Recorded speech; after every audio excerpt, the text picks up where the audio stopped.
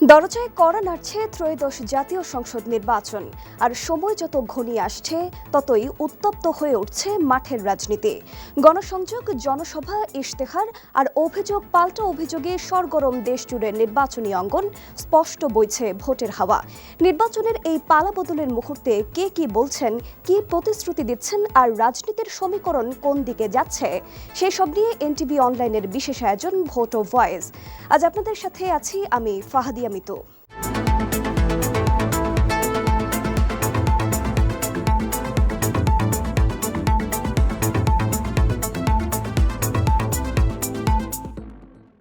সুপ্রিয় দর্শক, এই পর্বে আমরা শুধু সংখ্যার হিসেব নয়, বোঝার চেষ্টা করব এই নির্বাচনের রাজনৈতিক বার্তা, শক্তির ভারসাম্য এবং ভোটের সম্ভাব্য সমীকরণ। তুলে ধরব কয়টি দল অংশ নিচ্ছে, কতজন প্রার্থী মাঠে, কোন দল সবচেয়ে বেশি আসনে লড়ছে, আর কারা থাকছে না এই নির্বাচনী দৌড়ে।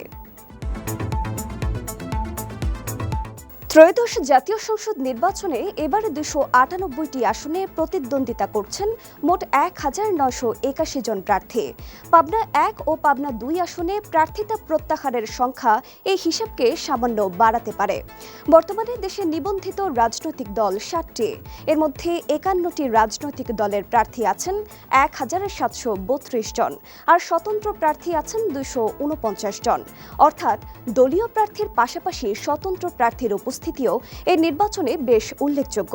এই সংখ্যাটা গুরুত্বপূর্ণ কারণ এটি বলছে নির্বাচনটি শুধু দল বনাম দল নয়, বরং অনেক ক্ষেত্রেই ব্যক্তি বনাম ব্যক্তি লড়াইয়ে রূপ নিতে পারে। বিশেষ করে গ্রাম ও মফস্বলের অনেক আসনে দলীয় পরিচয়ের চেয়েও ব্যক্তিগত গ্রহণযোগ্যতা বড় ফ্যাক্টর হয়ে উঠতে পারে। নির্বাচন মানেই শুধু অংশগ্রহণ নয়, কে নেই সেটাও সমান গুরুত্বপূর্ণ। এবারের নির্বাচনে 8টি রাজনৈতিক দল অংশ নিচ্ছে না এবং রাজনৈতিক কর্মকাণ্ডের নিষেধাজ্ঞার কারণে একটি দলের নিবন্ধন স্থগিত রয়েছে। নির্বাচনে অংশ না নেওয়া দলগুলো হলো বাংলাদেশের সাম্যবাদী দল, বাংলাদেশ ন্যাশনাল আওয়ামী পার্টি, বিকল্পধারা বাংলাদেশ, তৃণমূল বিএনপি, কৃষক শ্রমিক জনতা লীগ, বাংলাদেশ ওয়ার্কার্স পার্টি, বাংলাদেশ তরিকত ফেডারেশন, বাংলাদেশ জাতীয়তাবাদী আন্দোলন। তারা কেন নির্বাচনে অংশ নেয়নি তার কারণ অস্পষ্ট। এছাড়া রাজনৈতিক কর্মকাণ্ডের নিষেধাজ্ঞার কারণে আওয়ামী লীগের নিবন্ধন স্থগিত থাকায় দলটি এবারের নির্বাচনে অংশ নিতে পারছে না।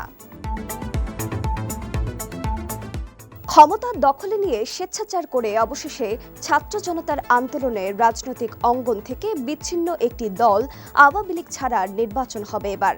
অন্যদিকে কার্যত 17.5 বছরের কষাঘাতে ডুবেছিল অন্য সব দল। ফলে ভোটের মাঠের প্রেক্ষাপট এবার অনেকটাই নতুন সমীকরণে এগোচ্ছে। 2024 সালের 5 অগস্ট থেকে প্রায় পুরোপুরি নতুনদের পক্ষে থাকা ক্ষমতার কেন্দ্র নতুনত্বের আহ্বান থাকলেও দিন পরিবর্তনের সঙ্গে সঙ্গে বদলেছে তা। নতুনদের রাজনৈতিক অনভিজ্ঞতা তাদের সমর্থনকে কতটা শক্তিশালী রাখতে পারবে বা পেরেছে সেসব চিন্তায় নতুন করে শঙ্কা প্রকাশ করেছেন কোনো আলোচক ও বিশ্লেষক। তাদের মতে আওয়ামী লীগের অনুপস্থিতি নির্বাচনকে যেমন উন্মুক্ত করেছে, যদিও কেউ কেউ বলছেন এতে অনেক ক্ষেত্রে অনিশ্চয়তাও বাড়িয়েছে, কারণ তারা নির্বাচনী মাঠে না থাকলেও অনেক প্রার্থীকে তাদেরই ডামি হিসেবে ব্যবহার করছে। যদিও এর ভিত্তি কতটা শক্তিশালী তা বোঝা দায়।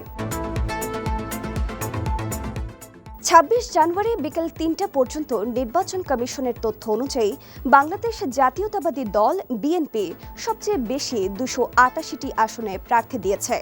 ইসলামী আন্দোলন বাংলাদেশ প্রার্থী আছে 253টি আসনে। বাংলাদেশ জামায়াতে ইসলামী লড়ছে 224টি আসনে।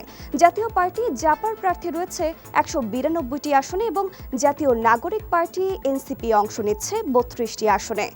এছাড়া গণ অধিকার পরিষদ 90 জন প্রার্থী, সিপিবি 65 জন, বাসদ 39 জন, এবি পার্টি 30 জন, জেএসডি 26 জন, খেলাফত মজলিস 34 ও 21 আসনে আলাদা অংশগ্রহণ।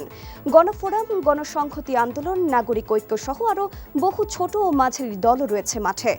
সব মিলিয়ে এটি একটি বহুদলীয় ও বহুমাত্রিক নির্বাচন। 249 জন স্বতন্ত্র প্রার্থী, এটি ছোট সংখ্যা নয়। এদের মধ্যে সাবেক দলীয় নেতা, স্থানীয় প্রভাবশালী ব্যক্তি, বিদ্রোহী প্রার্থী, নতুন রাজনৈতিক মুখ রয়েছে। অনেক আসনে দেখা যাচ্ছে একই রাজনৈতিক ঘরানার একাধিক প্রার্থী রয়েছেন মাঠে, ফলে ভোট ভাগ হয়ে যাবার ঝুঁকি রয়েছে। তবে একই সঙ্গে এটি ভোটারদের সামনে তুলে ধরছে বাস্তব পছন্দের সুযোগ কম খারাপ নয়, বরং সবচেয়ে গ্রহণযোগ্য জনপ্রতিনিধি বেছে নেবার সুযোগ। প্রশ্ন হচ্ছে, এত দল এত প্রার্থী মানে কি ভোটারদের সামনে বেশি বিকল্প, নাকি এতে ভোট বিভাজনের সম্ভাবনাই বেশি? বিশ্লেষকরা বলছেন, এবারের নির্বাচন মূলত দলীয় রাজনীতির পাশাপাশি ব্যক্তি প্রার্থীর জনপ্রিয়তা পরীক্ষারও একটি মঞ্চ। বিশেষ করে স্বতন্ত্র প্রার্থীর সংখ্যা, ইসলামী দলগুলোর বড় পরিসরে অংশগ্রহণ এবং কিছু বড় দলের অনুপস্থিতি সব মিলিয়ে ভোটের অঙ্কে নতুন সমীকরণ তৈরি হতে পারে। এই নির্বাচন বলছে রাজনীতিতে একচেটিয়া প্রভাব ভাঙছে, জোটের রাজনীতির পাশাপাশি ব্যক্তিকেন্দ্রিক রাজনীতি বাড়ছে। ভোটারদের ভূমিকা এবার আগের যে কোনো সময়ের চেয়ে বেশি গুরুত্বপূর্ণ। 12 ফেব্রুয়ারি 300 আসনে ভোট গ্রহণ হবে। এই 300টির এক এক আসনে কয়েকটি দলের অথবা স্বতন্ত্র প্রার্থী লোকমুখ জরিপে এগিয়ে বা পিছিয়ে আছে।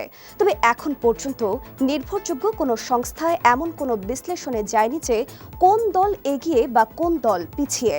চার কাপে আড্ডায় বিভিন্ন রাজনৈতিক আলাপচারিতায় আমরা বিভিন্ন দলের নাম শুনে থাকি। তবে রাজনৈতিক বিশ্লেষকরা বড় দলগুলোর কথা ও আলোচিত দলগুলোর কথা তুলে ধরেছেন। বাংলাদেশের বিগত নির্বাচনগুলো বিশ্লেষণে দেখা গেছে, জোটে যে দলই থাকুক না কেন, সরকার গঠনে বড় দলগুলো প্রাধান্য পেয়েছে। ত্রয়োদশ জাতীয় সংসদ নির্বাচন তাই শুধু একটি ভোটের দিন নয়, এটি একটি রাজনৈতিক বার্তা দেওয়ার দিনও।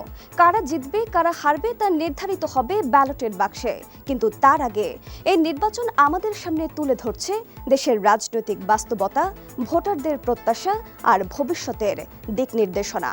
সুপ্রিয় দর্শক, আজকের বিশ্লেষণে আমরা তথ্যের সহযোগিতা নিয়েছি দেশের বিভিন্ন গণমাধ্যমে প্রকাশিত প্রতিবেদন ও মতামত থেকে। আপনার কোনো পরামর্শ কিংবা আলোচনা থাকলে জানাতে পারেন কমেন্টে। ভোট ও ভয়েসের পরবর্তী পর্বে কোন বিষয়টির বিশ্লেষণ শুনতে চান বলতে পারেন আমাদের।